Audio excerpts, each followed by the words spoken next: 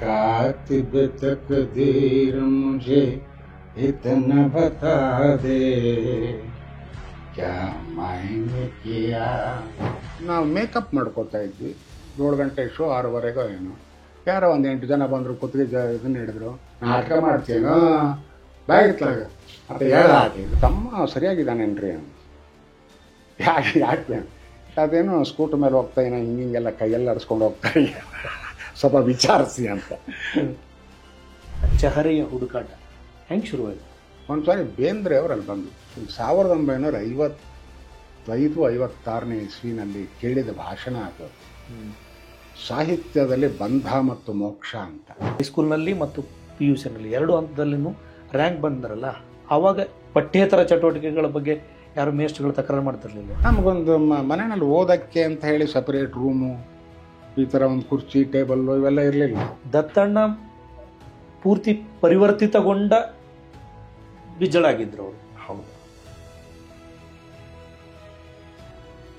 ತಾನೇ ಕಣ್ಣೀರು. ಆಮೇಲೆ ಅವನು ಬರ್ತಾನೆ, ಸುಧಾರಿಸ್ತಾನೆ. ಕಟ್ ಅಂದ ತಕ್ಷಣ ನಿಮ್ಮ ಸಿನಿಮಾ ಅನುಭವಗಳು ನಾಟಕದ ಅನುಭವಕ್ಕಿಂತ ಭಿನ್ನ.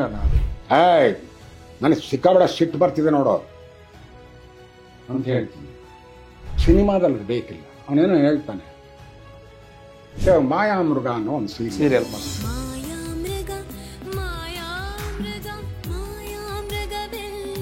ಎಲ್ಲ ಪ್ರೇಕ್ಷಕರನ್ನು ಹಿಡಿದಿಟ್ಟಂಥ ಒಂದು TV ಸೀರಿಯಲ್. ಹೌದು. ನನಗೆ ಒಂದು ಅದ್ಭುತವಾದ ಪಾತ್ರ ಕೊಟ್ಟಿದ್ರು ಶಾಸ್ತ್ರಿಗಳ ರೂಪ. ಅಲ್ಲೊಂದು ಸೀನ್ ಬರುತ್ತೆ, ಒಂದು 50 ಎಪಿಸೋಡ್ ಆದಮೇಲೆ. ಯಾರು ದೇವರ ಪೂಜೆ ಮಾಡಿಕೊಂಡು ಬಂದಿರ್ತೀನಿ ಮನೆಗೆ, ಎಂಟ್ರ್ ಆಗ್ತೀನಿ. ಸೋಡಾ ಇದೇನು ಮನೆಯಲ್ಲಿ ಅಂತ ಬರೆದಿದ್ದ. ನಾನು ಹೇಳಿದೆ, ಇದನ್ನು ನಾನು ಮಾಡೋಕ್ಕಾಗಲ್ಲ.